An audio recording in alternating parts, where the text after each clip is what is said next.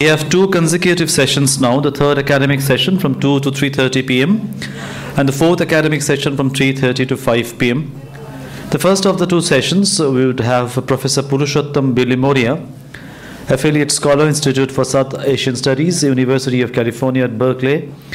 And we have Professor Shomiran Chandra Chakraborty, former Director, School of Vedic Studies, Rabindra Bharati University.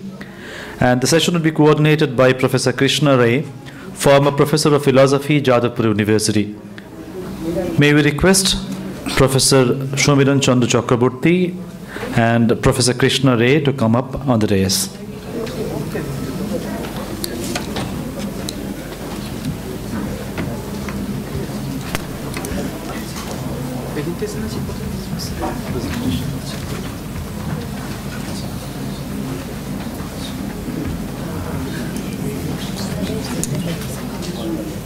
Been a long time.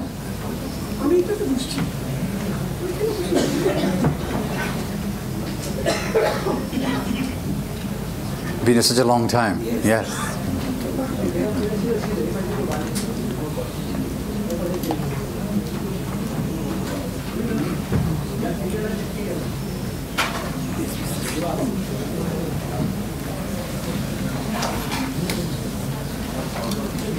Namaskar and good afternoon, everybody. I welcome you all to this post-lunch session. In this session, we have very distinguished speakers, and I feel honored to chair this session. And for that, I am grateful to all the organizers of the seminar, especially to Baburaj Maharaj, for giving me this opportunity. And the first speaker is Professor Purushottam Bilimoria. He is such a distinguished philosopher that he needs no introduction. Still, I would like to say that he is an erudite scholar and teacher of both Western and Eastern philosophy. As far as I know, previously he was in Australia for a long time. Now he is in California, in Berkeley University, and the topic on which he will be speaking is very fascinating. He will be speaking on today on aestheticizing Dharma's pathos, Mahabharata to Tagore's painting and poem. So as far as you see from the title itself, it is very interesting and fascinating, and we are all looking forward to hear Professor Bilimoria. So please, Professor Bilimoria. Thank you, Professor Chatterjee. Mr. Chairman, I also want to express gratitude to Swamiji Maharaj and Swami Swapna Atmananda for the invitation and facilitating, as well as Professor Jayal Shaw, who particularly invited me to this. Maybe it's here. It's not to this conference thing. I'm going to be standing up and talking, perhaps. Well, okay, I'll make use of this and sit and talk. All right.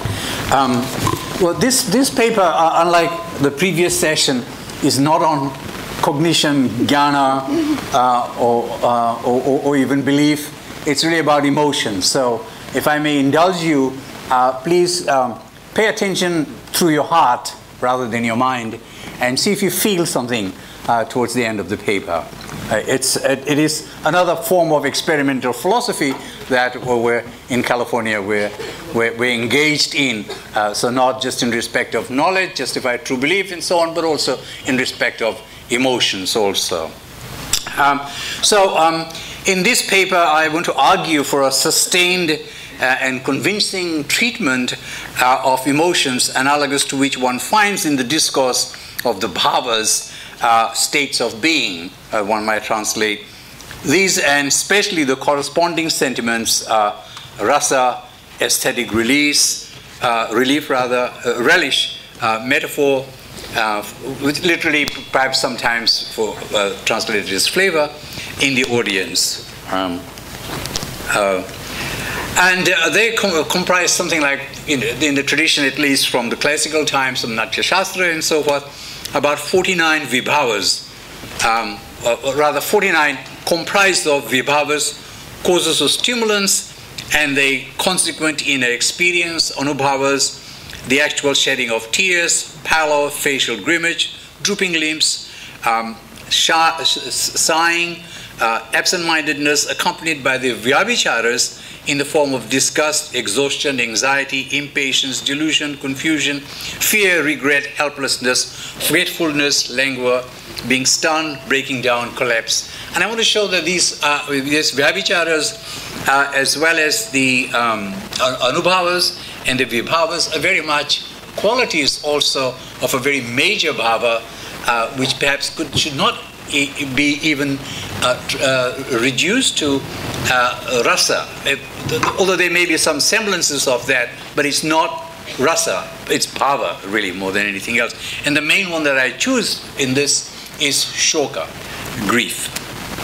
And in this regard, it was Valmiki's Ramayana is said to have been born in such a moment of emotional transference triggered by the moral improbity being witnessed, and the manifest form of language is here an inspiration that is emotional yet already reflective, to which it uniquely gives voice. It is, as Edwin Jarreau points out, no accident that in the later rasa theory, shoka is counted as the emotional ground of one of the 8 rasas, the pathetic karuna, now understood as the message of Valmiki's grief, which, as most of you know, is expressed most clearly, according to Abhinav Gupta, not necessarily perhaps Valmiki's intent in the beginning, is in Sita's grief for both the loss of Rama and the exile that they suffered, but also towards the end, the treatment that she received of having to go through the Agni Pariksha and then her final exit from that. So there is a very deep sense in which Ramayana is also about shoka. But sort of on the phenomenology of, sort of giving some background from the Natya Shastras, the phenomenology of emotions, generally speaking, as you see, the structure is pretty straightforward and pretty clear, as I've already described, the first layer, and then within the 8 bhavas and so forth, the ones that I pick out most associated are dukkha, sorrow, suffering, sadness, pain, which of course is the first of the noble truth that the Buddha picked on, that there is suffering. But shoka, and of course you get ashoka, not in grief, but counterfactually, then what is grief, one would ask. And sochya, grieving, lamentation, which, as we'll see, comes up quite a lot in the Bhagavad Gita. And bhakti bhava, perhaps it's the counterfactual, it's the counterpositive, it's the opposite of that. There might be devotional love, but I want to also show that there can also be an element of bhakti within grief itself. Right? And then, of course, there is the rasa, the flavor. Shanta rasa, which according to Abhinav Gupta is the sort of the culmination, is the penultimate bhava in which everything is encompassed. It's the ultimate flavor, if you like, the ultimate rasa. But I want to question that. I want to question whether one should actually even think about it. He's an Advaitin, so he has to have one that encompasses each all. But if we're pluralists, then we might not, there is a school called emotional pluralism, might not want to say that one emotion supersedes or transcends all the other ones. They may all be made up, or is a tapestry. And then there's, of course, Ananda, of course, associated with Shanta Rasa here as well. But Karuna, which of course the Buddhists pick on and say, well, that really is the ultimate. There is a karuna, there is compassion, even within nirvana state, in fact, very much so. So the bhavas with 8 corresponding rasas, the main ones are, of course, rati, as everyone knows, with the correspondence of Sringara, hasya, laughter, shoka. So the question is, what is the balancing? How is shoka expressed, grief? And I want to say that there's this lamentation, but also mourning. Mourning is sometimes conflated with grief. They should not be conflated. There's something else going on. But within mourning, there can also be compassion. Also, there can be a compassion for perhaps oneself, perhaps for the one who's lost. And you'll see that in the paintings of Tagore when I come back to the Rabindranath Tagore. Or krodha, anger, for which the manifestation is being irate. And so the feeling of utsava, energy, the sentiment might be excitement, musing, bhay, fear, feeling. Fear seems to be right across the board, both bhava and rasa itself. And then jugupsha, disgust, bibhatsam, shame, outrage, vismaya, astonishment, for which you have arresting and incredulous, and so on. Okay, so I think what I would want to do is move very quickly to the scenario in the sort of the following Ramayana. If you like, you have a sort of continuation of that to some extent in the Mahabharata as well. But my point is that perhaps Rasa does not explain sufficiently the darker or the heavy, what some might say, negative emotions, in particular grief and melancholy. There's a whole lot of work being done on melancholy in the West, in the way with psychoanalysis and feminist philosophers and so on, in the way that we haven't actually touched on that in our tradition. And my challenge is that we need to go and look at some of these elements of pathos. Okay, so fast forwarding a little. Of course, maybe I might say, another reason I'm looking at emotions is not just for the it's not for the aesthetics, although I call it aestheticizing, and it's done in theatre, it's done in not just shastras, it's done even by Abhinav Gupta and people like that, but its role also in emotions, in judgment as well. Our ethical judgments follow certain emotions, and I'll show you how in a moment in the Bhagavad Gita itself, emotions are involved in the process of making ethical judgments. Okay, so that's another important element So it's the caveat is this is really not just about aesthetics, but also about ethics. So it takes sort of crossing the boundary to the West for a little moment, drawing on Shakespeare, Hamlet's psychological dilemma, evocatively in his suicidal thought, to be or not to be, which is a moral question. It's not aesthetic. Is it going to be nice for me to die or not nice for me to die? No. He says, should I not? While not exactly matched by what is the duty of one about to die, does have Yudhishthira slip into thoughts about what, if anything, would survive the suicidal fratricide if, as he is dragged into by custom and by the advice of the saints' ghosts and fathers and Bhishma and the celibate grandsire, and the same hesitation as Hamlet not launching out at his father's murderer. Yudhishthira is in deep thoughts about finding a way of entanglement a way out of the entanglement of samsara and achieving spiritual perfection. Yudhishthira's anxiety about the likely communal Fetra suicide is matched by the paradigmatic battle scene in the Mahabharata, narrated in the famously known books, the Bhagavad Gita. From Parvan 2 to 3. The intent is to explore the ethical discourse undergirding the narrative epic in the background of the general poems considered under the insights outlined above. Moments before the assault is launched, the warrior Arjuna shows signs of fatigue and loss of strength, letting go of the bow that he was holding from his hand.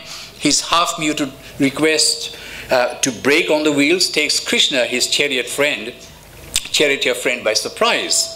Arjuna is probably troubled by something, and his judgment appears to be hazing over. There are more components to it than his regular cognitive percept would indicate. It is a matter of his mood. His inner sense is thrown into a state of confusion, panic, and deep pity. His limbs have become weak, mouth dry, body trembling, hair standing on end, and skin erupting in burning sensation. He confesses that the once cherished desire for conquest and aligned conviction appears shaky. And he wonders aloud whether there is any joy at the end of this bloody journey, or even in living. Expressing a deep fear for the death of his kinsfolk at his own hands, he says to Krishna, therefore there is no justification in killing our own kind. Arjuna continues his disquisition, underscoring utilitarian appeals to the evils of warfare and a plea towards altruistic compassion. The rescinding of family laws, ancestral rights, timeless tradition, with the ultimate consequence of the collapse of society and descent into hellish chaos. He can no longer stand by his earlier resolve or his jnana, his intellectual knowledge, to fight now that the moral emotion that he is struggling to articulate appears to be inconsistent with the moral duty, the judgment, Kant's second critique. He was brought up to believe in. So it's a kind of a progression from the second critique to the third critique, if you like, but actually bounding back and questioning the second critique. Falling into self-pity, the despondent warrior pleads to Krishna to make sense of the woeful plight. Is Krishna appealing to his pristine virtue of reason over emotions, or is he instead asking Krishna to tell him if his emotions are serving him well? Can emotions prefigure morally appropriate, objective, and reasonable responses, even if they appear to elude his cognitive or rational discernment? He has not yet discerned clearly whether he feels shamed, guilty, regretful, remorseful, or even a combination of this, or none of this, but something else. Krishna, for his part, proceeds cautiously in helping Arjuna unearth his deep perturbation. Arjuna's objections to engaging in war appear to be based on well thought out and firm ethical grounds, but when he sets out to articulate the inspired thought intelligently, his arguments emerge as being scarcely coherent, and appeal to his own conscience is minimally illuminating.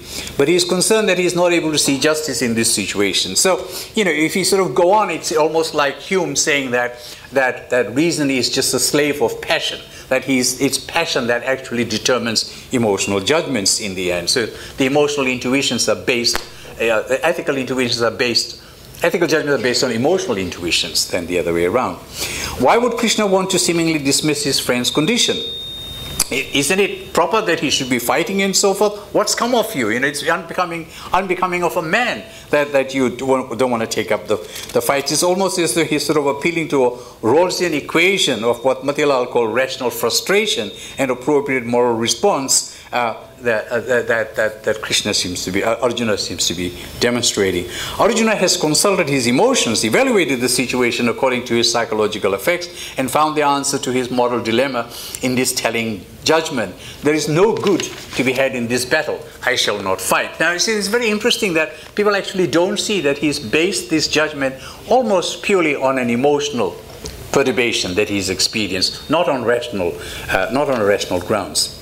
And this is very important. So anyway, I'm going to just skip some of this part here and go on to sort of show that when you actually read the description, Arjuna actually describes a lot of physiological symptoms. He says, my hair stands on, my blood is bubbling away, my pressure is high, my knees are collapsing and so forth. It is interesting to know that bodily, physiological perturbations are linked directly to mental anguish, and that relief from grief involves calming the body through talk therapy, which is what Krishna is actually providing, intended with healing the body, care of the self. It is for this reason that some mental and neuroscience institutions in India have begun to reintroduce Ayurveda treatment and regime of yoga meditation with regular chanting and so on and so forth, which is what Krishna is teaching. Sankhya, yoga, every chapter is named yoga. However illuminating as this brief discourse on grief is, there is still no follow-up or attempt at a more rigorous treatment of the malaise in the passages of the Bhagavad Gita that follow until we get to some moving episode snippets towards the end of the epic. And so I'm going to now sort of refer towards the end. I'm going to jump into the Mahabharata itself. The suggestive passages I choose from are in the are more on the Stri Parvan, which are the book of women, as it's called, and the carnage in the dead of night. At the start of the 11th canto of the Mahabharata. There is definitely here an account of a deeply moving mood of grief of failure, of lost status, and of a dire loss of the loved ones. The grief that the women have been overcome with is so palpable that it is difficult to express except through imagining the grief of others and grieving on another's account. And so, of course, a little, just going back a little bit here, of course, there's grieving beginning with the disrobing of Draupadi, the grief on the face of the Pandavas there. And then, of course, when they're sent to exile, on Main Street, it was Rolling Stones, I guess. The people, is actually the people who are watching this express public grief, almost a mourning, public mourning, that this become of our community. And of course, there is a kind of a prolonged. You don't know how to end this, where the grief begins and where it ends. If you have someone who is neither mortal nor immortal at this point here, Bhishma's prolonged death. And of course, the grief then begins with Karna taking leave of the mother Kunti, who knew that she won't see him alive again. Arjuna's grief at hearing of his son Abhimanyu's death. And of course, the moving instance in Gandhari's expression of grief to Krishna, in which he surveys the blighted battlefield with divinely given sight or extraordinary intuition. So you can't even see some of these things without being given a Chakshu Divya. The description she paints of the innocent wives of the deceased warriors confronted by the mangled corpses of their men is a masterpiece of horror and pathos. The warriors' former invincibility is juxtaposed with the women, with all the women from both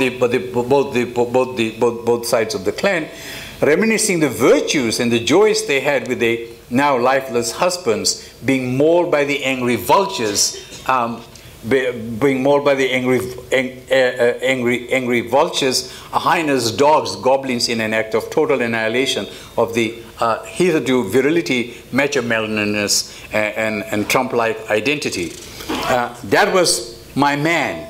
Grief robbed them of the demeanor at the sight of the draped corpses of Karna, Abhimanyu, Drona, Dropada, Jadaratha, Dushasana, and Duryodhana, among others. Tigers of men snuffed out like fading flames, most by Bhima's missiles, lie with maces still in their hands, as if raised boastfully towards their beloved ones.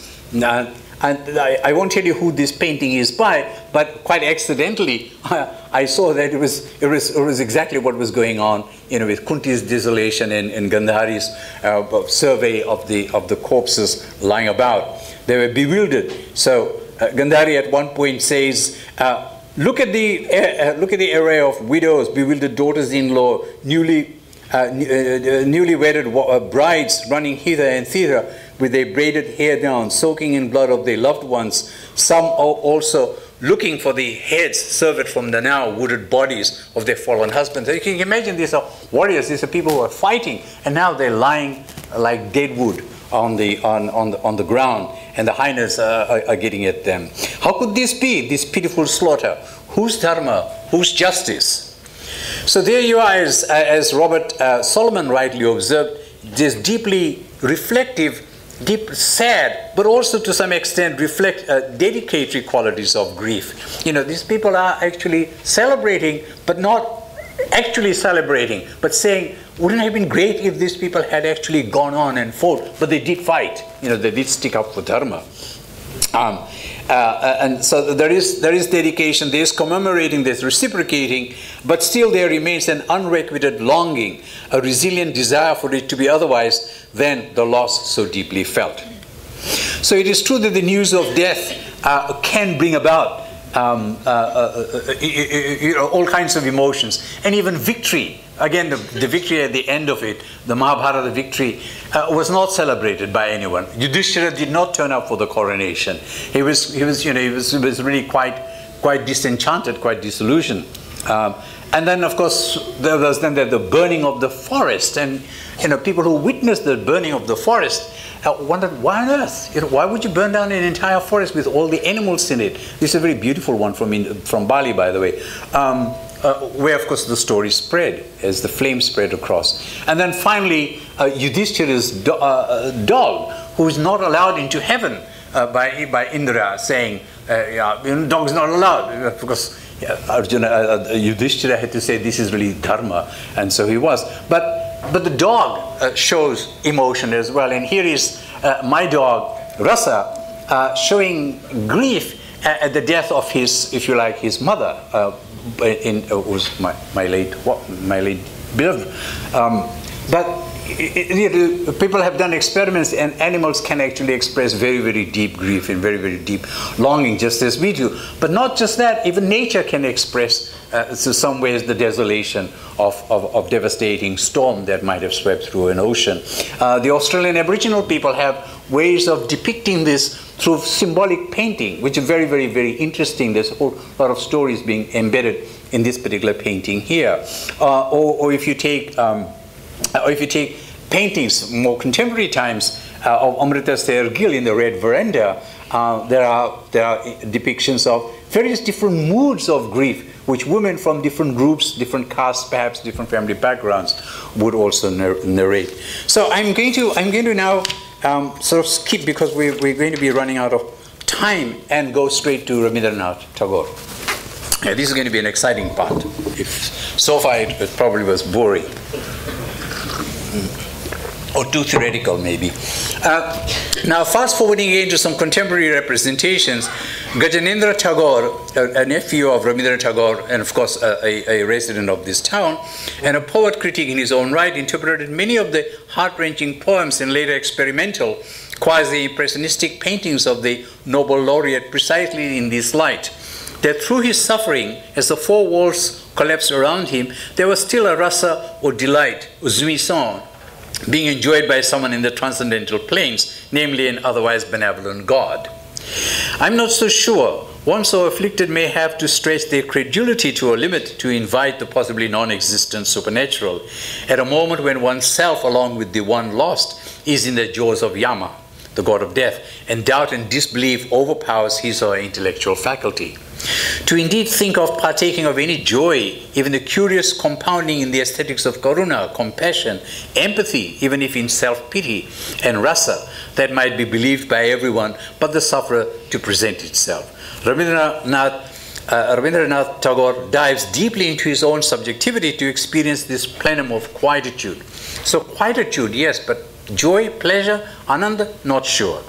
There are some vignettes to this effect that I wish to present, in part drawn from a stage performance marking the 150th anniversary of Rabindranath Tagore's birth in what was then East Bengal, which was held in Los Angeles back in 2013, which I attended.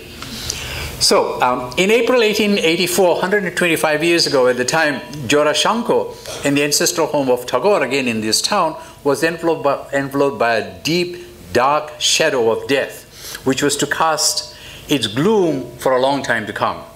A 25-year-old daughter-in-law of the family had ended her life for reasons not clearly established even today.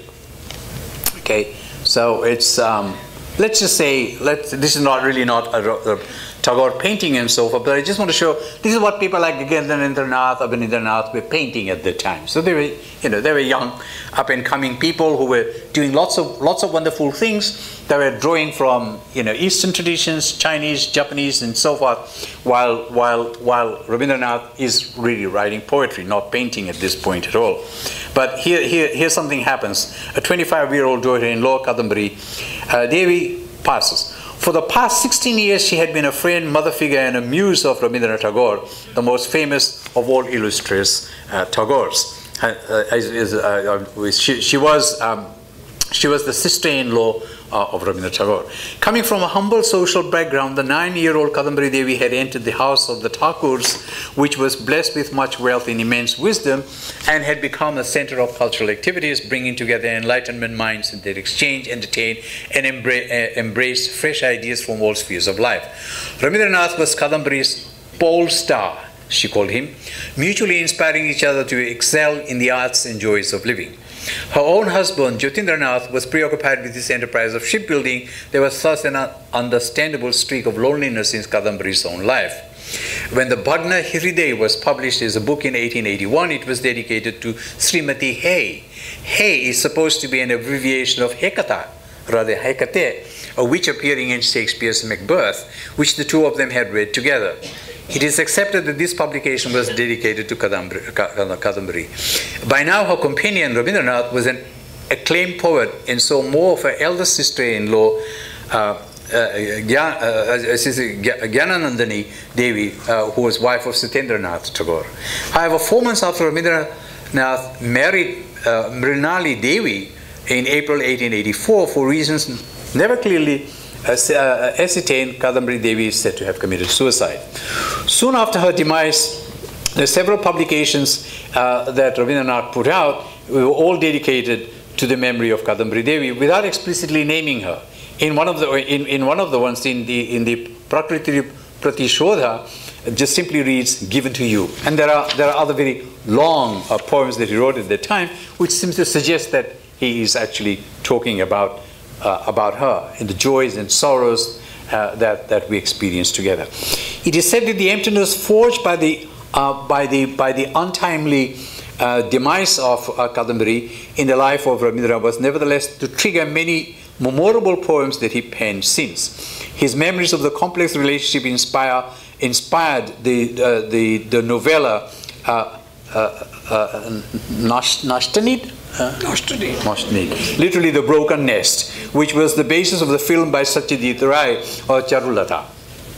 In and through his work, Tagore successfully suggests how the erotic tension between Charu and Amal is sublimated in a common literary passion as she finds in print the voice she lacks in life. Rabindranath took up the brush and started to paint after the age of 60. He painted many images which reflected the sentiments he was already prone to express in his poems as his literary work evolved. We know well that he won the Nobel Prize in Literature for his magnum opus Gitanjali. In his autobiographical work, a long essay, he recites a poem from the volume Morning Songs that speaks of him being lost in the heart, accompanied by a painting of Ganga also. There is a vast wilderness whose name is heart, whose interlacing forest branches dandle and rock darkness like an infant. I lost my way in its depth. So in the depth and the sort of images and so forth that he then later on works out are all about sort of certain signifiers which actually don't have proper signifiers. I mean, if you like, they're sort of non-referring signifying images, but people are still trying to figure out what on earth is he actually painting, and where is this coming from? What are the emotions that are evoking this? And it's very clear when people juxtapose certain poems written about at the same time that he's really struggling with very, very deep emotional states that are going on. That things look zombie-like. You become almost sort of zombie-like, and if you're zombie-like, the rest of the world might look like that as well, because you have no clear reference point any longer for the images, for the cognitive processes that you're actually going through. So you might be, it's almost like me trying to figure out who you all are, each face, when I've got my reading glasses on. So everything has been blurred here. So the inner states can cause blurriness in the actual encounter with the world as well. So a lot of the objects, a lot of even animals and so forth, I mean, you look at the colors that he's blending color, light, and emotions together. No experience is entirely isolated just of color, just of light, or just of emotions, or just of structures of furniture of the universe, as we call it. They're also there's a constellation process going on. And so now we come to the so I have about 5 minutes left now? Yes. In these haunting portraits of women, it is often believed that the eyes of Kadambari Devi reappear as if in an apparition. And then, some 30 years after her death, he came across a photograph of her in Allahabad.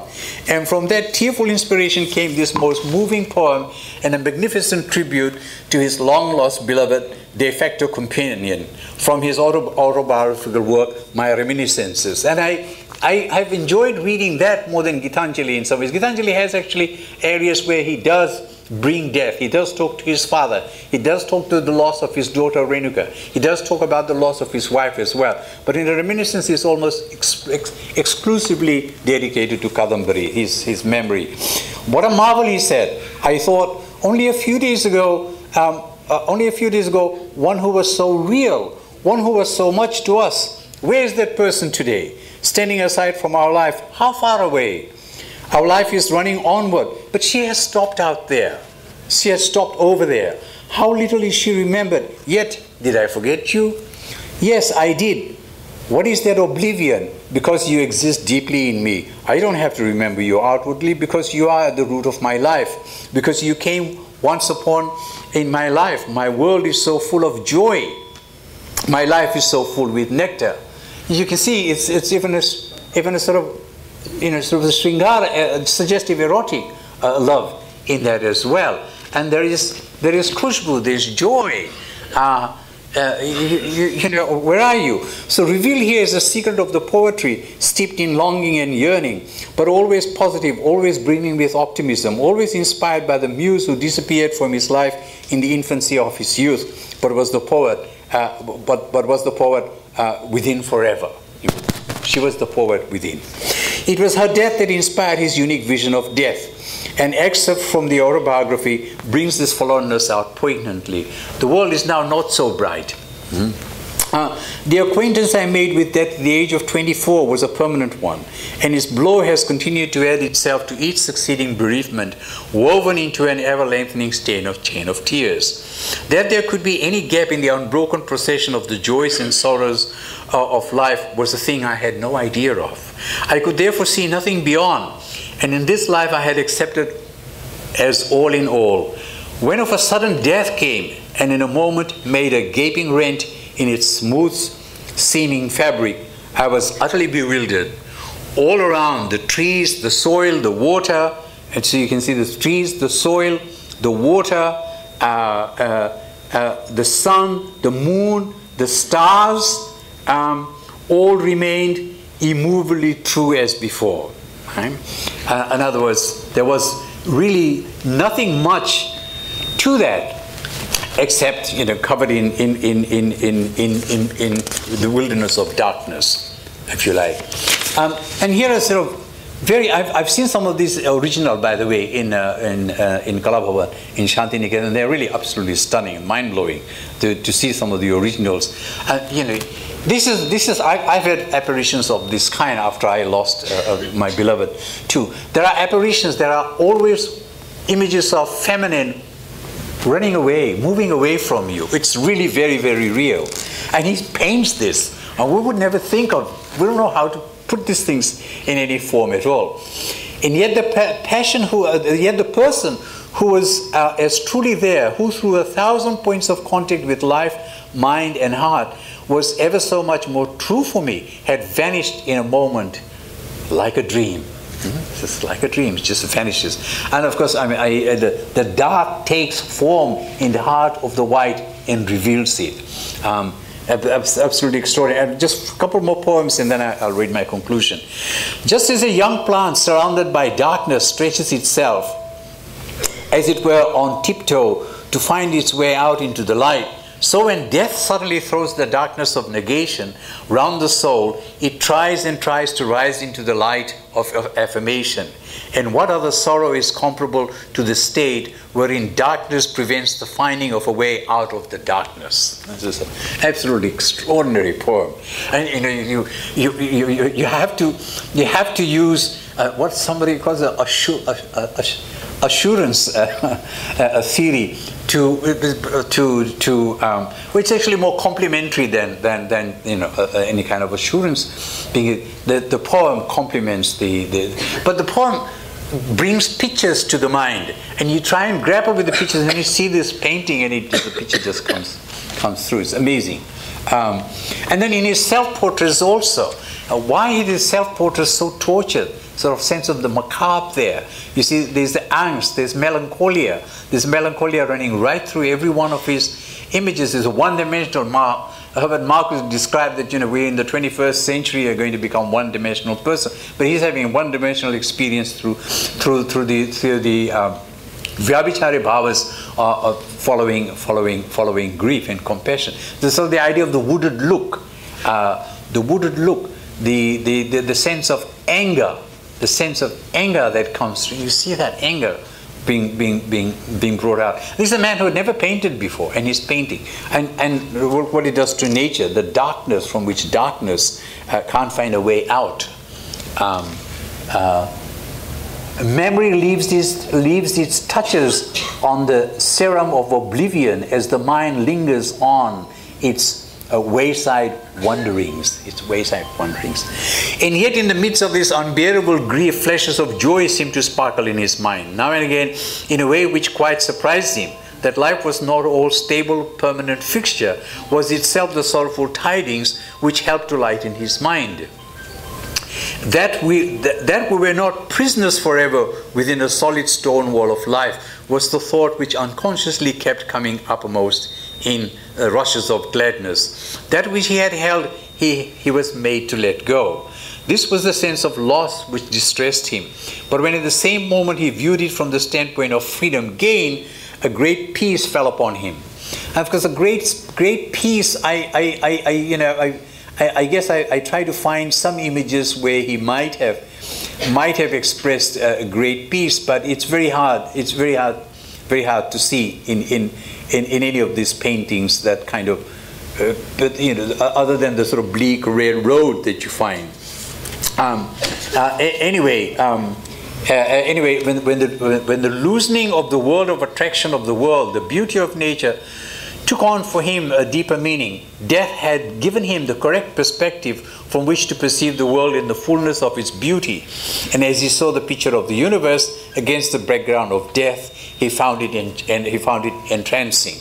So there's sort of entrancement, but the entrancement is always at the cost, or if you like, at the risk of the foreboding, forlornness, and the sorrowfulness that's not just the state of being, Baba, but also the state of nature in him. Okay, now, finally, the conclusion. Now, at the journey's end, we find rather that it is life that becomes the source of confinement, namely in the ego chain of subjectivity, while death is the bardo to liberation, into the free play of being. So in death, he found a certain amount of freedom, movement away from the samsara, movement away from attachments, movement away from much that holds us down. So I'll just finish with some few more images. As you can see, the hauntingness. Again, the dark takes form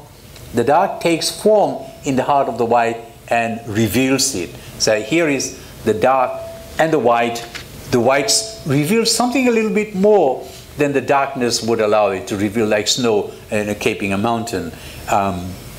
And so suddenly the joy starts coming in the women's faces as well. So it's his own joy that he thinks, well, there is someone out there looking on me and feeling not so bad. This is a hard line to read.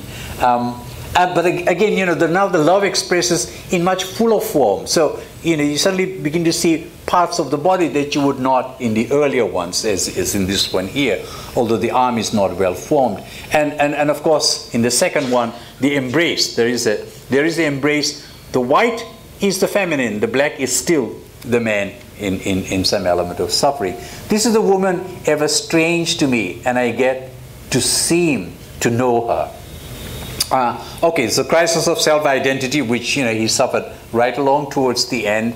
The phantom of faces came unholden onto my heart, onto my meanest hours. Again, absolutely extraordinary images. I'm now bringing in images from other times as well. Objects out there appear crooked. The face is elongated. In fact, in a state of deep grief and mourning, people do feel disfiguration of their body. So absolutely. Body feels like a lead balloon. So it really does. It's heaviness. People go to sleep for a very long time for that reason.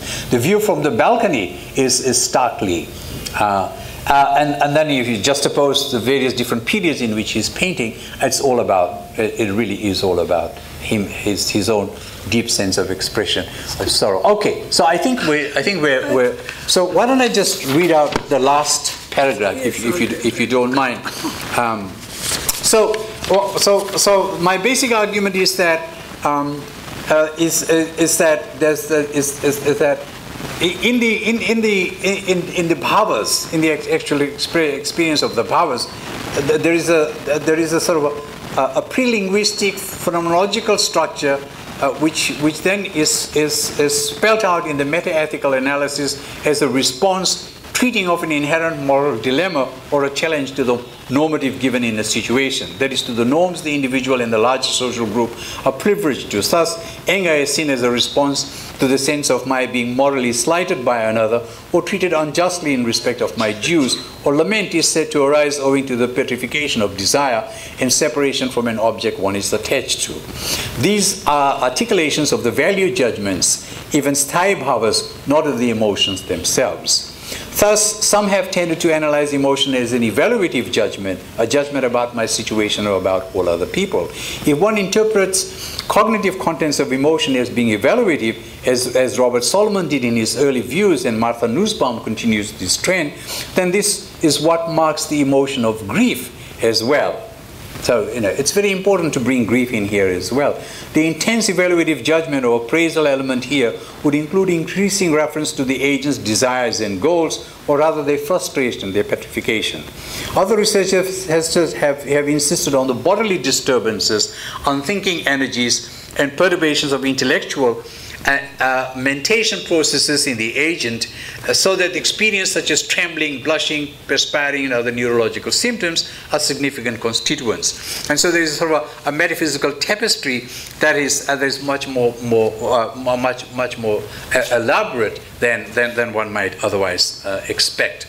And I liken Gandhi, especially as he faces the neo-collapse of the Indian subcontinent, as it is being rent apart with communal violence on the eve of its independence here in Kolkata itself, to the doyen of morality in the Mahabharata, Yudhishthira, particularly the disenchantments of the entire clan that he bore witness to, along with the carnage of the war as it drew to an unending end, and the constant rebuke he faced from Draupadi for wandering the earth with his dog without finding a stable foundation for dharma or grounding it in firm absolutes. So this is illustrated with an ecological canvas portraying nature's grief on the faces of the 6 species of animals surviving the ruthless, irrational act of burning down the Kandava forest by some playful instinct that had overcome Krishna and Arjuna, while frolicking the outskirts of the forest in what seemed like a pastime. So it wasn't until Gandhi and to an extent Tagore that ahimsa as non-injury is transformed into the positive virtue of non-violence and put back on the ethical high ground. That is given a moral ontological prerogative all its own as a virtue, and it has a very strong positive emotion, action-tending emotion embedded in it, and that we call atmastuti or conscience. So that was the sort of point of ending with that, was to say that that something like grief is not unlike an emotion, rather an ethical disposition that we often call conscience. But within conscience, there's a lot of other things that are going on, and not just a cognitive processing. So grief is important, and we need to look at that. And I'm very grateful for Tagore, Rabindranath Tagore, to have brought this to our humble attention. Thank you. Thank you, Professor Bilimoria, for your excellent audiovisual presentation. Due to time constraint, yes, we don't devote more time to seeing the slides, all the slides. Sure. But you have drawn our attention to the emotions which we all experience in our life, and yes, how the different art forms, they really manifest those emotions clearly. So now I would like to come to the second paper of this session. In the second paper also we have a very erudite scholar, Professor Shobiran Chandra Chakraborty. He is a Vedic scholar, and for a long time he is trying to understand and explain to us the intricacies and nuances of the Vedic studies, and so we are all grateful to him. And the topic of today's presentation is evolution of Vedic rituals. This is also very interesting, and it is necessary for us to know the Vedic. Yes, as you please.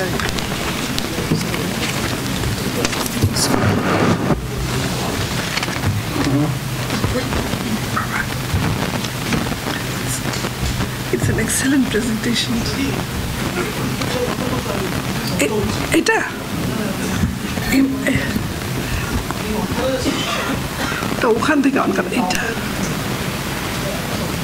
Turn this off? No, Om Mukhaṁ karoti vācālam Pangong langhayate girim yatkripa tamahang bande paramananda madhavam sadashiva samarambhang shankaracharya madhyamam asmadacharya paryantam bande guru paramparam. Revered Secretary Maharaj, Srimad Swami Pragnatmanand Ji Maharaj, Professor Roy, Professor Billy Moria, Professor J.L. Shaw, distinguished guests, fellow speakers, and friends. At the outset, I would like to express my thanks to the authorities of this institute for kindly asking me to participate in this seminar and to pay my respectful homage to the sacred memory of Sister Nivedita, the great soul that devoted her life to understanding and assimilating Indian tradition and to rendering selfless service to our motherland. The subject is evolution of Vedic rituals. Actually, it's too vast a subject for covering in a seminar paper, so I shall have to be selective and to treat only a few issues. On a previous occasion, I tried to present an outline of the evolution of spiritual thoughts of the Vedas, and today I shall try to do the same in a very modest way in respect of Vedic ritual.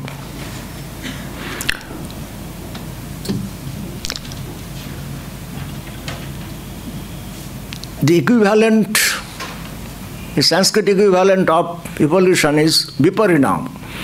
That is defined as tattvat aprachyavamanasya tattvat vikar. Deviations or modifications without deviating from thatness, that is, without deviating from the essence. The questions that will be discussed: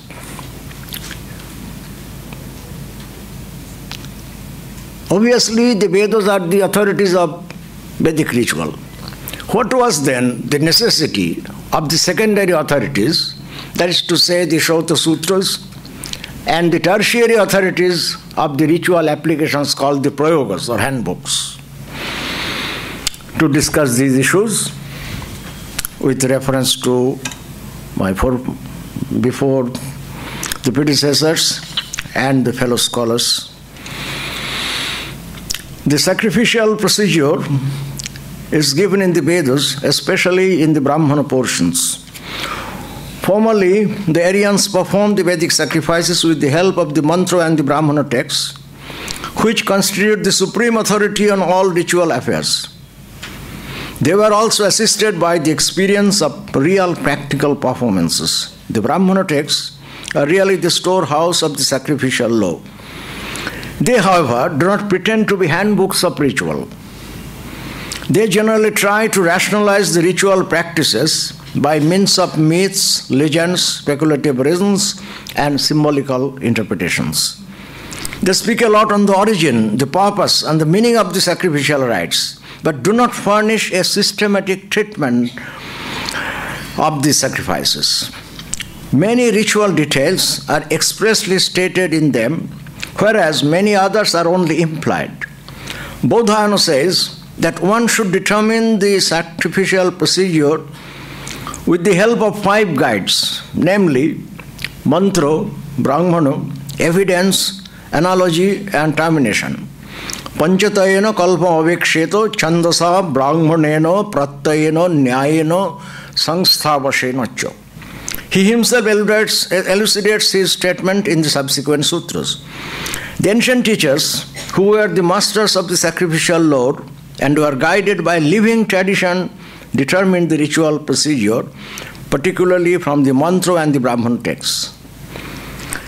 The intricate nature of the Vedic sacrifices always call for controversies on details.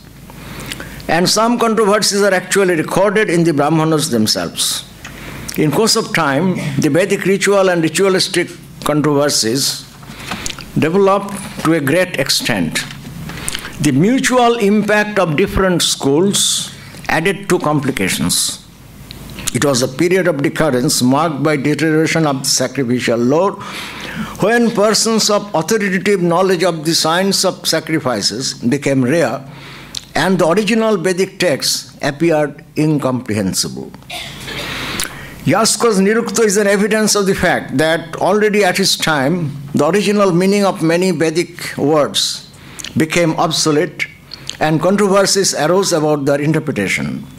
He expressly records the degeneration of the Vedic scholarship, and he has to refute the extreme view of Kotso that the Vedic mantras have no meanings at all. Later on, Jaimini refuted similar views more vigorously in the Purva Mimamsa Sutra. The Apastamba Dharma Sutra states that seers were no longer born among the avaras. Tasmad rishayo avareshu na jayanti. With the degeneration of the Vedic scholarship, people at a loss amidst the huge mass of the Brahmanic texts and conflicting statements of different recensions, failed to follow these scattered precepts and the implications of the mantras and the Brahmanas, and to determine thereby the correct sacrificial procedure. Hence, the necessity for a concise and systematic treatment of the sacrifices was felt. The performers required a settled procedure, and the Shrauta Sutras were composed to serve the purpose. The scarcity of durable writing materials, which was supposed by Theodor Goldstucker to be the probable reason for the beginning of the sutra style of composition, cannot explain the origin of the Shrauta Sutras, because the sacred literature was meant for memorization, and memorization was never a problem in ancient India. Indian tradition has always disapproved the idea of learning the holy scripts from written texts. It was much later that the Vedic texts were put into black and white. Moreover, the Shrauta Sutras presuppose the memorization of at least the Samhitas, which in itself is no little burden on one's memory. Arthur Anthony MacDonald thinks it quite possible that the rise of Buddhism gave the first impetus to the composition of the Shrauta Sutras, the oldest of which, he thinks, seems to go back to about the time when Buddhism came into being. But the Shrauta Sutras, at least the older ones, are in all probability pre-Buddhistic. They betray no tendency to defend the Vedic ritual from any rival doctrine. They, on the contrary, omit the Brahmanic reasonings showing the justification of the ritual practices, a fact itself indicating that the popular belief in the efficacy of the Vedic ritual was still unshaken. Contrast this attitude with the attempt of the orthodox philosophical treatises to defend the Vedic religion. It was rather the blind performance of the sacrifices encouraged by the Shrauta Sutras that paved the way for Buddhism, at least one of the factors that paved the way for Buddhism, I mean. Now, what is the view of our Indian traditionalists about the necessity of the Shrauta Sutras? That the Shrauta Sutras were composed when people failed to determine the sacrificial procedure from the Vedas proper can be known from the statements of the commentators as follows, some of them.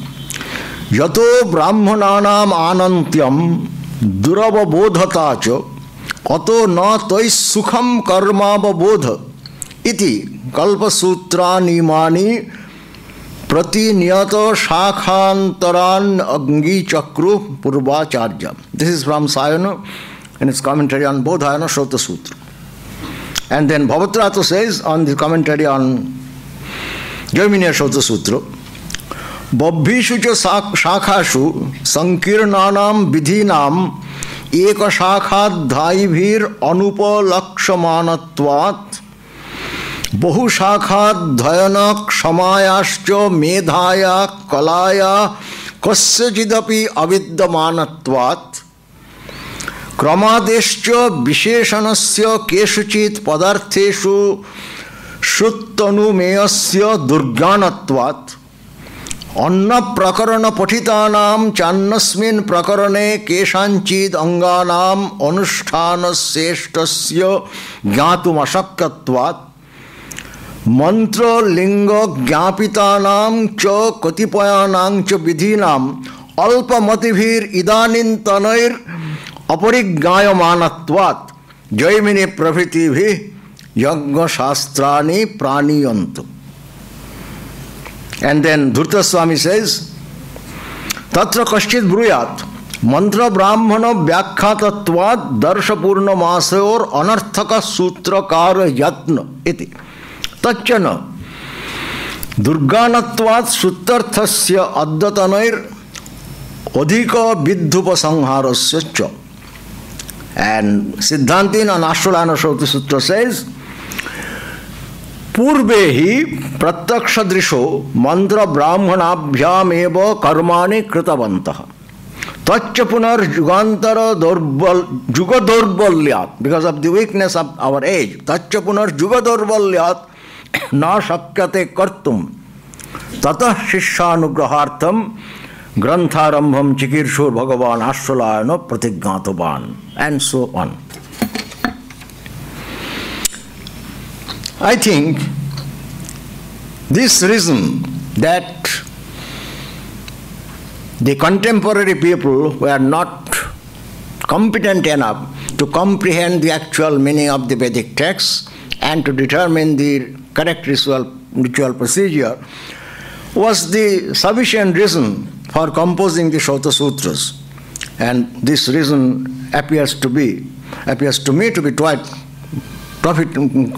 probable and satisfactory. The relation between the Brahmanas and the Shauta Sutras has been studied by scholars. I believe that the Shauta Sutras are actually based on the Brahmanas. Though they are so, they show considerable difference in matter and style.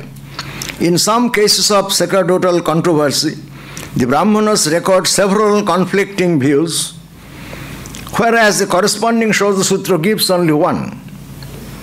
On the other hand, a Shauta Sutra at times records several conflicting views not found in the corresponding Brahmana.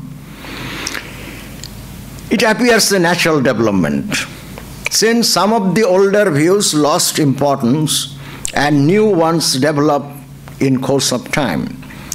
So these things are because of changing circumstances. The Shankhana Shauta Sutra, for example, records that some rites had been obsolete. Tadetat Puranam Utsannam Nakarjam. These rites have been obsolete and they need to be followed nowadays. So does also the Bodhana Shauta Sutra. Tadetat Utsannam Vratasaiva Garimna. The Shauta Sutras also supply necessary details left out in the corresponding Brahmanas. Kashikar has shown how the Shauta Sutras differ on points on which there are no clear injunctions in the corresponding Brahmanas. The authors of the Shauta Sutras, especially the later ones, felt the pressure of the mutual impact of the Vedic schools growing in course of time, probably owing to the improved system of conveyance, defection from one ritualistic school to another, and inter-school marriage. They took a compromising attitude when they made room for conflicting views, especially those held by eminent teachers. This approach was also followed by Panini, who records the views of his predecessors. The eminent teachers, by making them optional and assimilated some ritual details from other schools than their own. Previously, the followers of a particular Vedic school followed the convention of their own schools. But later on, this tendency was changing. This practice was also supported by the supposition that the Veda comprising all the recensions is the authority on the Vedic sacrifices, and that the texts of one's own school should be supplemented by those of other schools whenever necessary. It was a very important development in course of in the history of Vedic ritual, because the schools in which the ritual actually originated, they lost some of their peculiar characteristics, and the whole Vedic ritual was regarded as one and the same.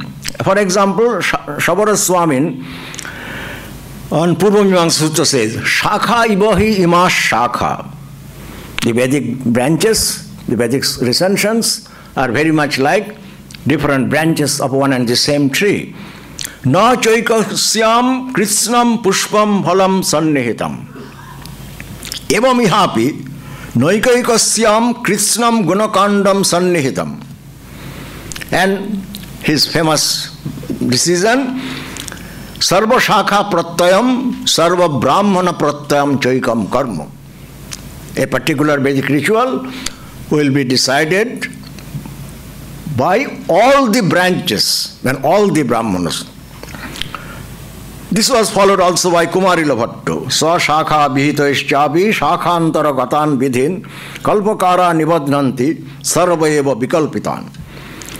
Besides, the sacrificial system itself contributed to the mutual influence.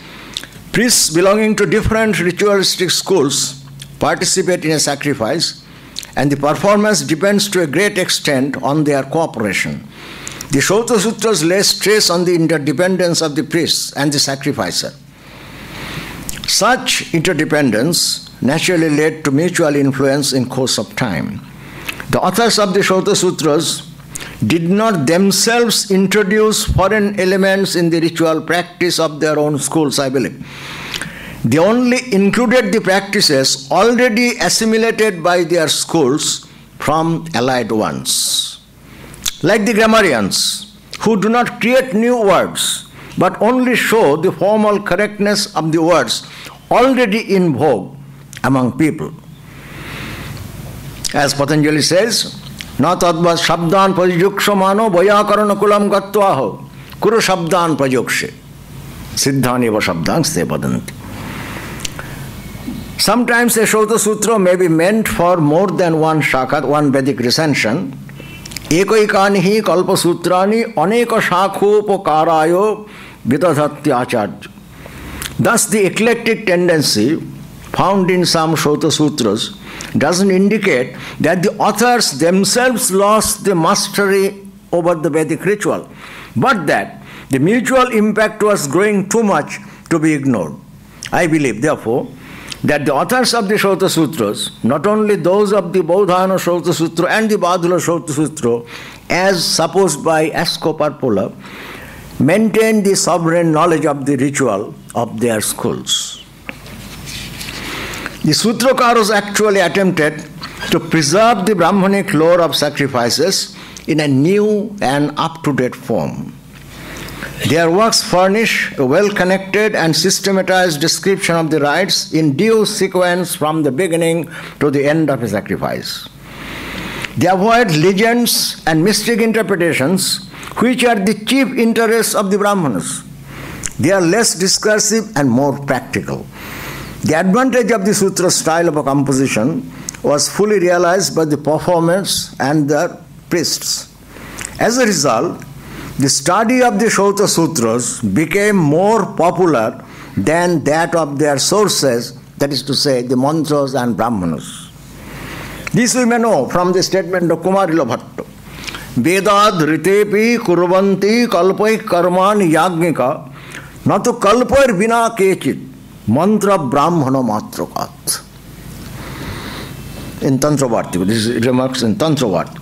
The incomplete literary training of the later Yajñikas seem to be hinted at in the sutra Kamam tu Yajñikasya of the Paraskara Grihya Sutra, from which Buehler wrongly concluded that the authors of the sutras were deficient in literary education.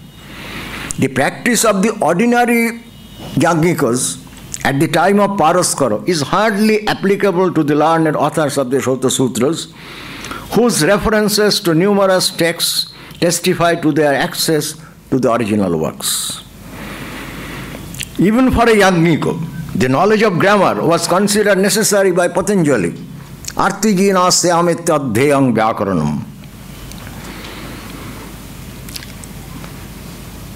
The Shauta Sutras were the immediate successors of the Brahmanas in the history of our ritualistic literature.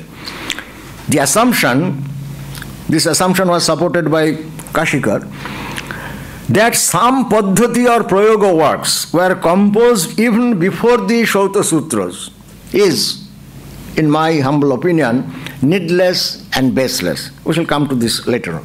The extant Shauta Sutras leave no traceable reference to such works. They refer only to the Vedic texts proper.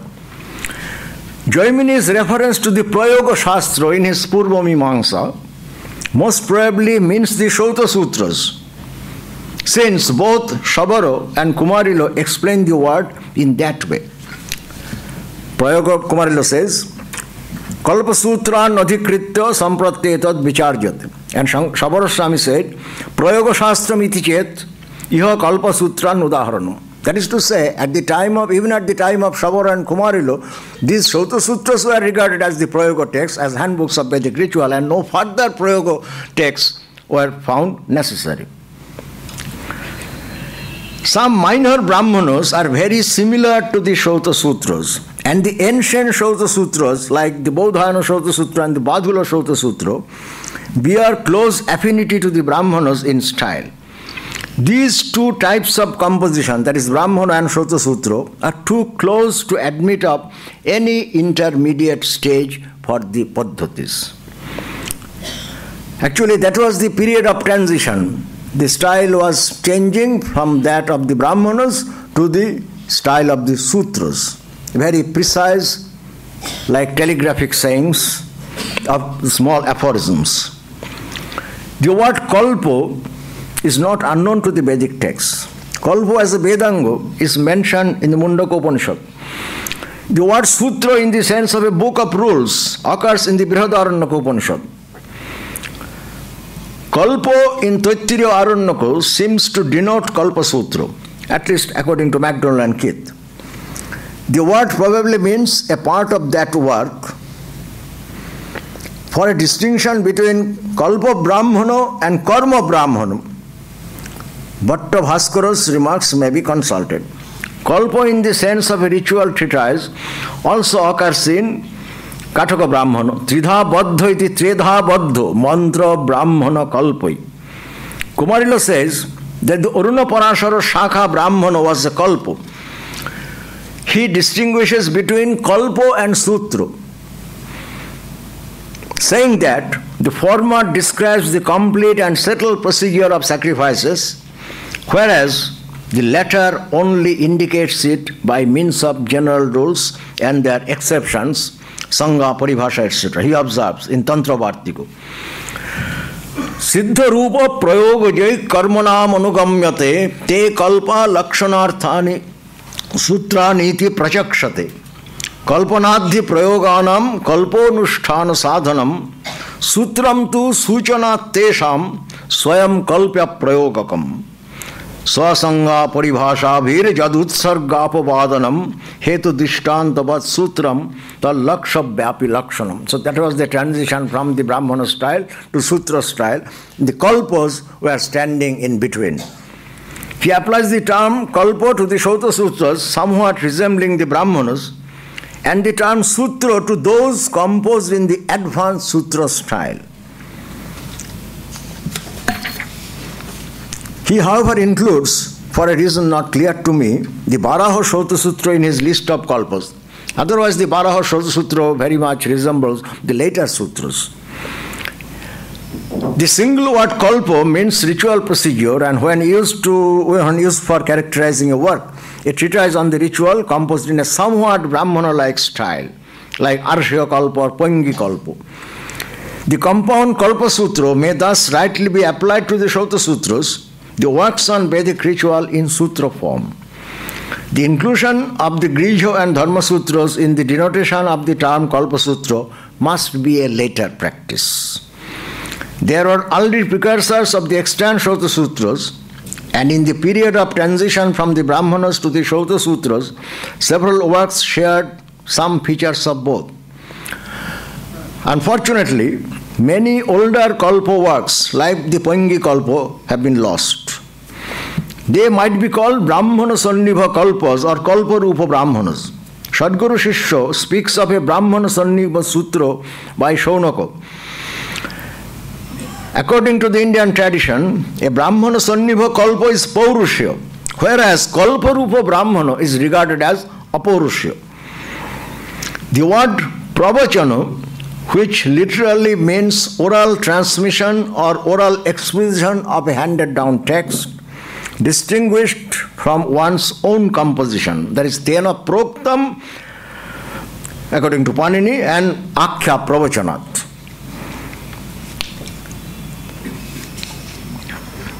Is often applied to the Brahmanas, and Bodhayana, probably owing to his Brahmana-like style of composition, is called a Pravachanakara in the Bodhayana Grija Sutra. The Shauta Sutras represent an age when the reasons for the rites were ignored and only the performance was deemed necessary. In the Brahmana period, the teachers had to explain the validity of a particular rite. The Brahmanas tell us why a rite should be performed in a particular way and why not otherwise. Actually, that was called the science of ritual. In Hermann Oldenburg's words, it was Vorwissenschaftliche Wissenschaft. That means pre-scientific science. Science, not in the sense as it is now understood, but at least in the sense that it tried to establish relation between cause and effect, and they tried to justify the ritual by establishing such relations. That was the secret of the ritual. The Shauta Sutras do not discuss these Brahmanic reasonings. Their purpose was to systematize the ritual in brief. It was probably then assumed that all the rites were based on reasons which need not be questioned. The Brahmanas tried to settle the correct ritual practice through deliberation or mimamsa. The word mimamsa or mimangsante is found in the Yajurveda and the Brahmanas, where it generally means a deliberation on some problem. So long as the Vedic ritual was a living institution, such deliberations were indispensable, and the teachers of the Brahmana period tried to settle the right practice by means of them. Thus, Dharma Jignasa, the earliest record of which goes back to the Yajurveda Brahmana period, did not originate in the period of the later Shauta Sutras, as presumed by Asko Parpola. The Shauta Sutras omitted the reasonings and thus allowed the science of ritual to pass into oblivion. This was a very important stage because the Vedas always lay great stress on understanding by saying Jayabang Veda, Sarvang Papmanang Tarati Tarati Mritum Tarati Brahmahatyam Yoshamedena Yajate Jauchoinam Evang Veda, one who performs and one who knows it as such. And mere performance without knowledge of the meaning was never encouraged in the Vedas. And the combination of spiritual scholarship and ritual scholarship, that was the characteristics of Vedic period. As for example, Yajnavalkya, the very great name, was a great champion of both these things. As we know from the Brihadaranyaka Upanishad, he was fully conversant of the science of ritual and also the spiritual thoughts. And he is regarded as one of the greatest Brahmagas, knower of the Brahman of his time.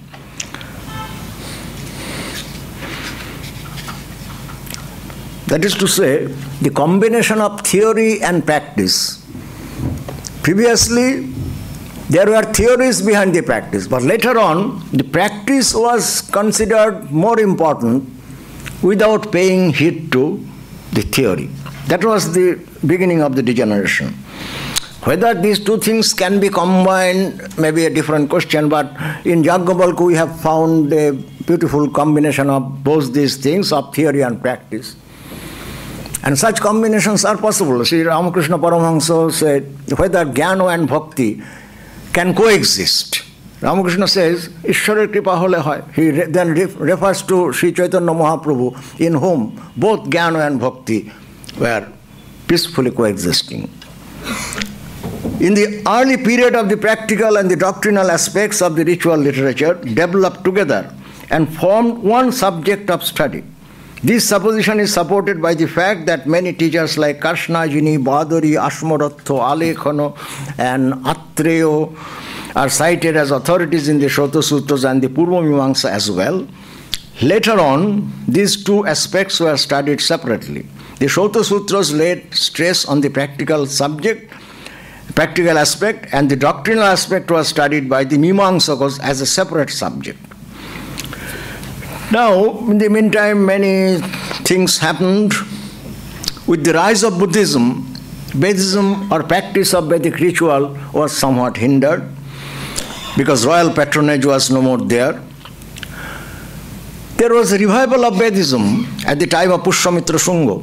He also performed the horse sacrifice, and Patanjali was there as a priest. Iha Pushyamitram Jajayam, he says. And besides, when we speak of revival of Vedism at the time of Pushyamitra Shunga, it was not the original Vedism that came back. It was actually the rise of Hinduism.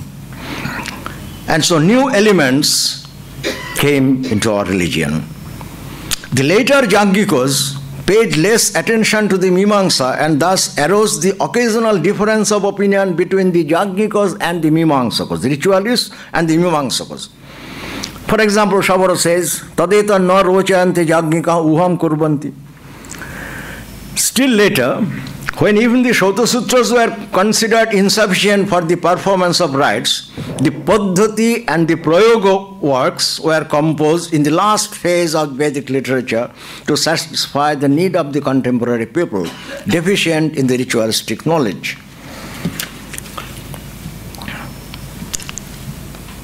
This was mainly the happenings of medieval India, when India was under the Muslim governors. Royal patronage was obviously not there. The Prayoga works deal with the duties of the sacrificers. They are written for practical purposes, for adapting Vedic ritual to contemporary circumstances. This period was also marked by the writing down of Vedic texts. Most probably it was felt then that mere oral tradition wouldn't be able to preserve the Vedic texts for the future, and so the Vedic texts were written down. So far as I know, Al-Biruni in his memoirs recorded that sometime before his visit to India, the Rig Veda was for the first time put into black and white by a Brahmin called Basukra in Kashmir. There are also other attempts of preserving the Vedic texts by composing various pathas, Jata, Mala, Shikha, Rekha, Dhajo, Dando, Ratho, Gano, so that nothing of the holy literature may be lost. It served its own purpose because practically nothing has been lost of the original texts. And even then, when extreme stress is laid on recitation, meaning was neglected. They say, Chinne mule noiva shakha na patram. That's all right. But must one rest content with only the branches and leaves and not aspire the flowers and fruit? Artham vacha pushpa phalamaho. The meaning itself indeed is the flower. And realization of what has been understood is the ultimate fruit. Anyway, these aspects were gradually neglected.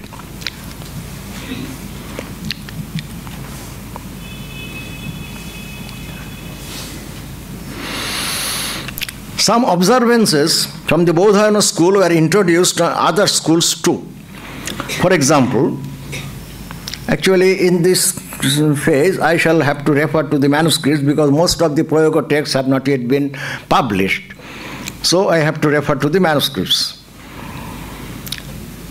Ashwalayano Yajamano Upajogi Bodhayano Darshapurna Masa Prayoga. That is from a manuscript lying in the Asiatic Society, which is a work of the Bodhayana Shakha modified to suit a sacrificer of the Ashwalayana school. In a Vedic sacrifice, coordination of the three Vedas and the performers is a must. A Rigvedic sacrificer is usually required to choose as his Adharju a person belonging to Bodhayana or Apastamba school. But one had to do otherwise when such priests were no more there. Keshava Swami of 12th century composed probably the oldest prayoga of the Bodhayana Shauta Sutra in his Prayoga Sara. His works include Agnishtoma Paddhati, Nakshatreshti Prayoga and Pancha Kathaka Prayoga Vritti. Sayanacharya too wrote such works. Chundapacharya of 14th or 15th century of Vijayanagar composed Prayoga Ratnamala. He gives many information on his contemporaries. Talabrinta Nivasin, a resident of Tanjore district, wrote such works dealing with the ritual application according to Ashwalayana and Apastambu. His personal name has been identified with Keshava by Haraprasad Shastri on the basis of the following verse in a manuscript lying in the Asiatic Society Library. Esha Traividya Briddhena Talabrinta Nivasina Keshavena Krita Vritti Prayogasya Pradipika. Some authors continued to compose such Prayoga works even in the modern period. 18th century, even Ashwamedha Paddhati by Mahananda Pathaka, according to Katyayana Shauta Sutra. It cites as examples many songs actually recited in the Ashwamedha sacrifice performed by Jayasingha Savai, a Burman. Trikanda Mandana of Bhaskara Mishra, 11th to mid-13th century, is a text of this period that may serve as a good example for forming an idea of Vedic ritual in medieval India. Trikanda Mandana cites Karko, Bhartrijagga, Bhavanaga and Keshava Swamin, who composed many Prayoga texts for the Bodhayana school, and Rudradatta around 1000 AD. And Trikanda Mandana is cited by Hemadri in Chaturvarga Chintamani. Various expiations are prescribed in case where the normal continuity of offering soma sacrifices had been disturbed in one generation or more.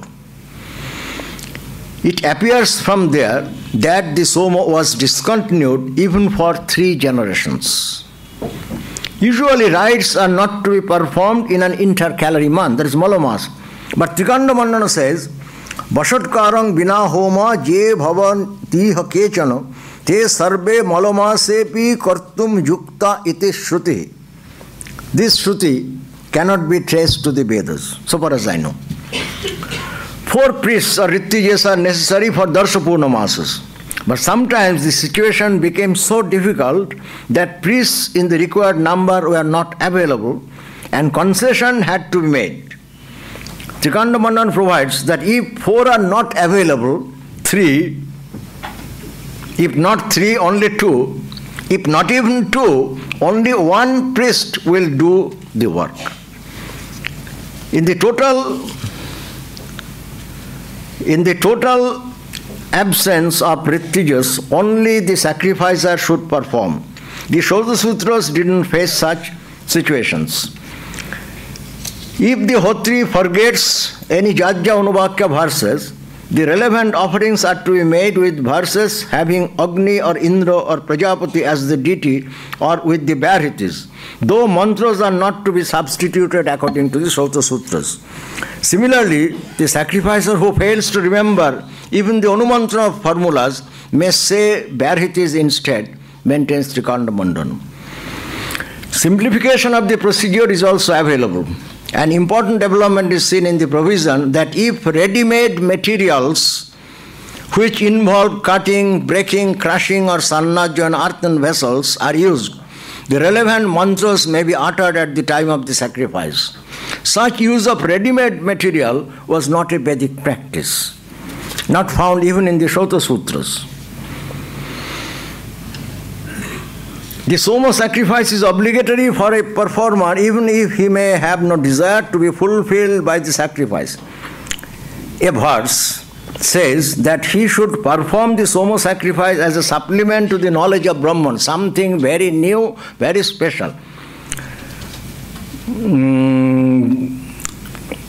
Brahmavidya need not be supplemented by ritual. Though ritual may be conducive to one's purification and thus becomes a means to the goal.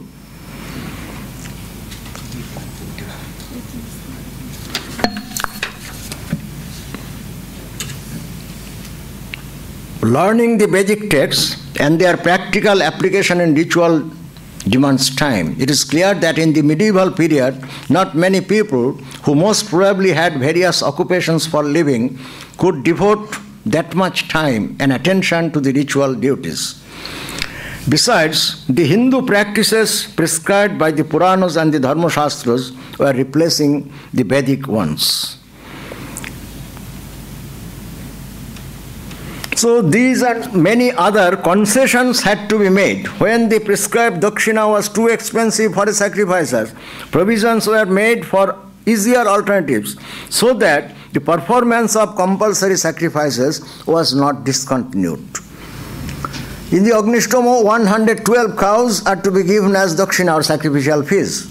This was not always possible in practice. Hence it has been prescribed that each cow may be replaced by a nishko, or half or 1/4 of the prescribed number of cows may be given.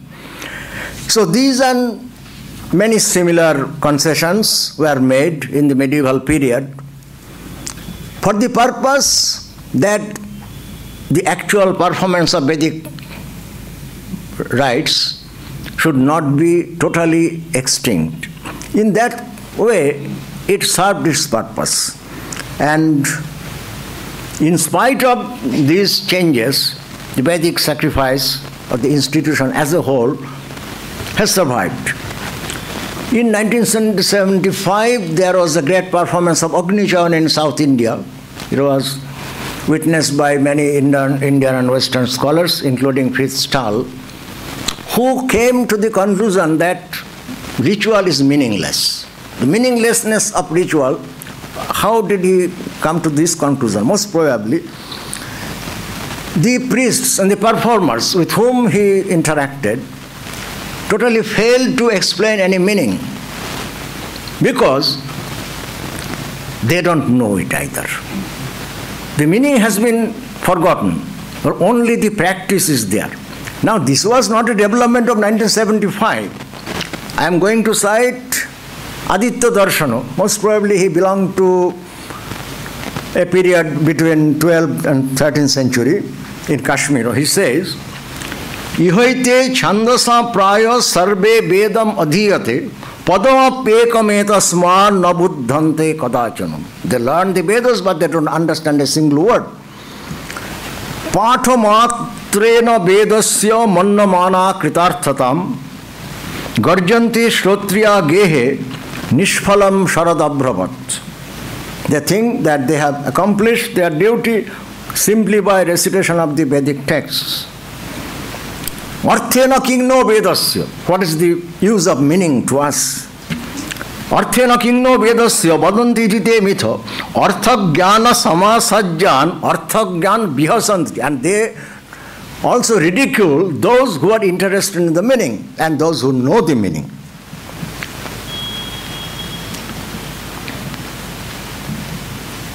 Artham apratijantascha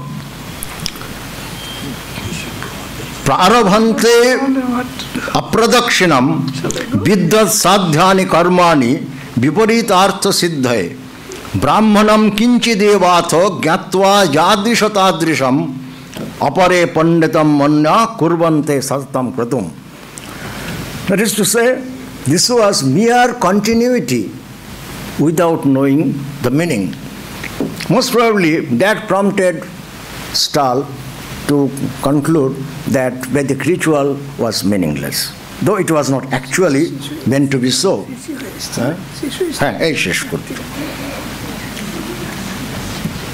Thank you very much, ladies and gentlemen, for your kind and patient hearing. I apologize really to Professor Chakravarti, but we must devote some... Hey, the conclusion, hello, that is the conclusion. That is the conclusion that Vedic ritual... No, please have your tea at time, no problem. That is an outline of the evolution of Vedic ritual, how it was in the period of Brahmanas and how it underwent degeneration in the medieval period. So many efforts were made. The efforts were not meaningless because though they forgot the meaning, they continued the practice. Otherwise, the practice would not have been possible anymore. So everything has its relevance to time. But the ultimate loss was that the spirit was lost, but the practice remained. That was something like staging Hamlet without the Prince of Denmark. Thank you very much. Now please have your tea at time. Patikrantayang hi bhojana velayam chikitsaka dosham udaharan. Now, I would like to thank both the speakers, but before that, I would like to have 1 or 2 questions of both these papers. So I must devote at least 5 or 10 minutes to question-answer session. So if you have questions for Professor Billy Boria, you can ask first. Professor Shaw, please.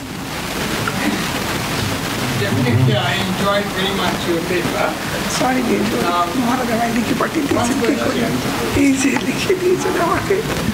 Emotion and Rasa Sthai Bhava. Now, Rasa is impersonalization of emotions. So, Rasa cannot be equated with emotion, although Rasa is based on emotion. So it is the impersonalization aspect which is important and which will lead us to the state of enjoyment. Yeah, well, you see, I mean, you're right. I mean, this is precisely what I was trying to sort of make the demarcation between bhava and rasa.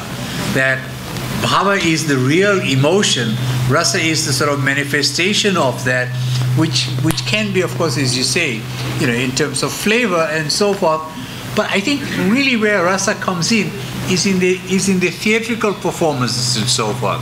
So for you to experience a deep emotion, I don't actually have to, as a performer, have that emotion myself. I can make gestures and winks and so forth, so that you get a taste of that. Now, if you dive deeper into a moment when you might have had a similar kind of anubhava, a similar kind of an experience, then a bhava will arise in you. So it's a way of making sense of the bhava. I don't know about impersonalization. I think maybe what you mean is that it's a kind of a performance of it. Translation of the expression Sadharani Kriti. Right. Sadharani Kriti. Sadharani Kriti.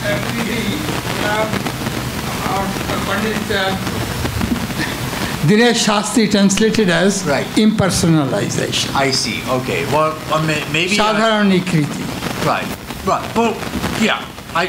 I'm really more interested in emotions in the tradition and not necessarily aligning it with rasa. So you're right. Okay. Sadharani Kriti may also be rendered by universalization. That's right. Impersonalization or universalization.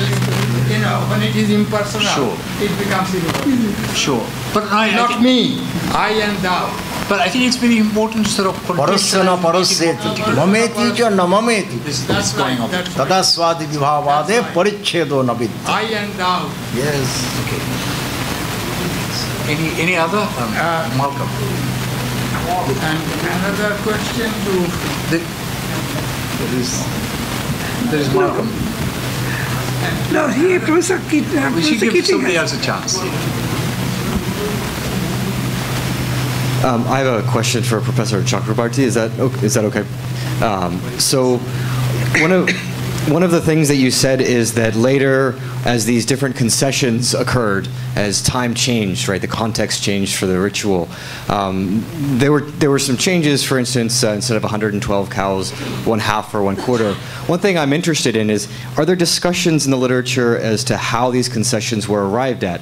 Earlier, as you know, arthropathy is one of the ways in which it's one of the pramanas used for modifying mantras and different things, and so there's a clear pramana, at least in the Manamayodhya and earlier in Kumarila. Is there discussion about what rules are used?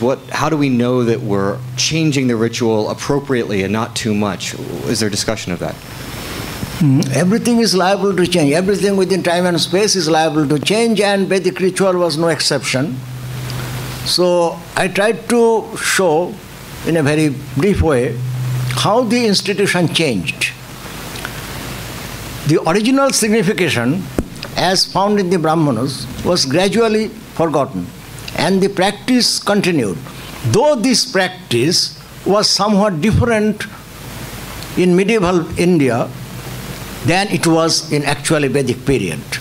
So that was what I tried to present before you. Professor Chakraborty, which centuries you refer as medieval period? From 10th century. 10th century. 10th century to 15th or 16th century.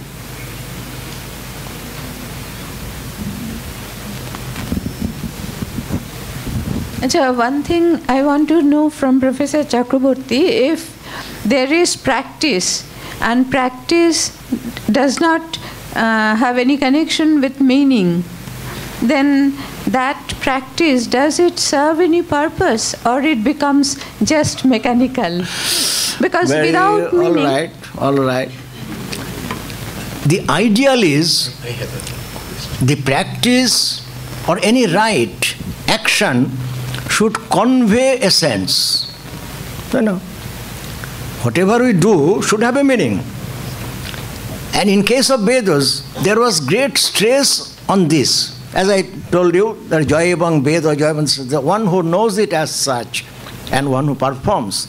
And whether mere performance without knowledge of its meaning bears any significance or any result, only the Lord can say.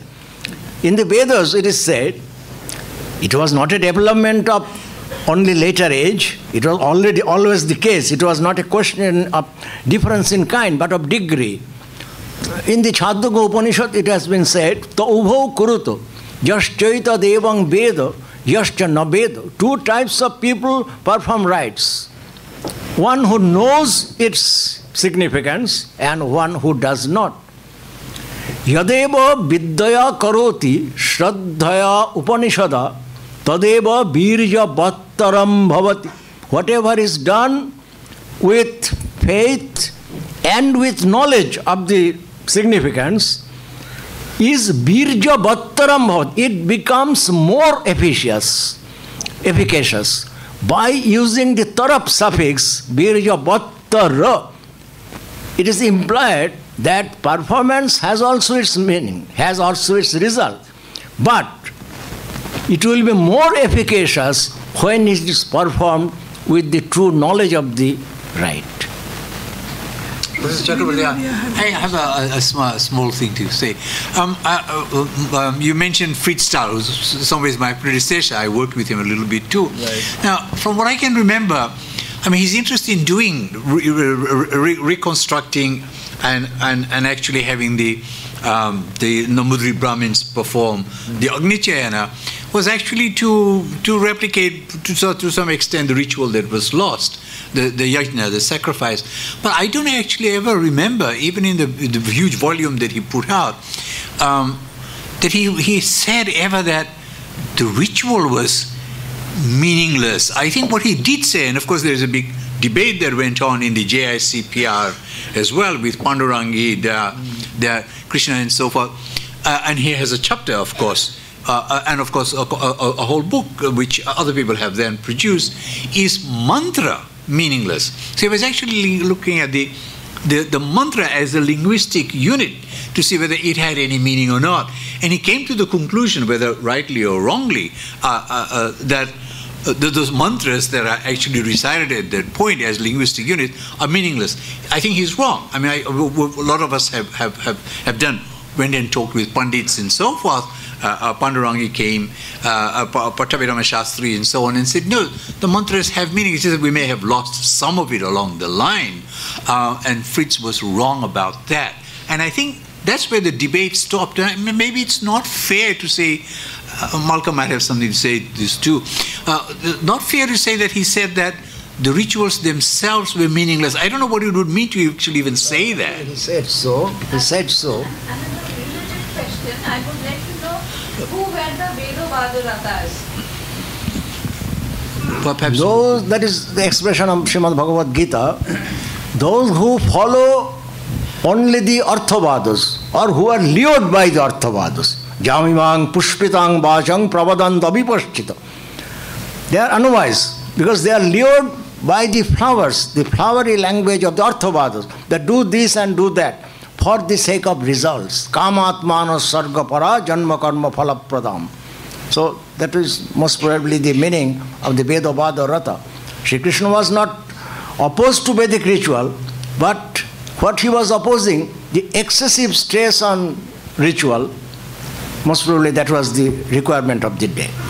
And this excessive stress on ritual also gave rise to Buddhism, as we know.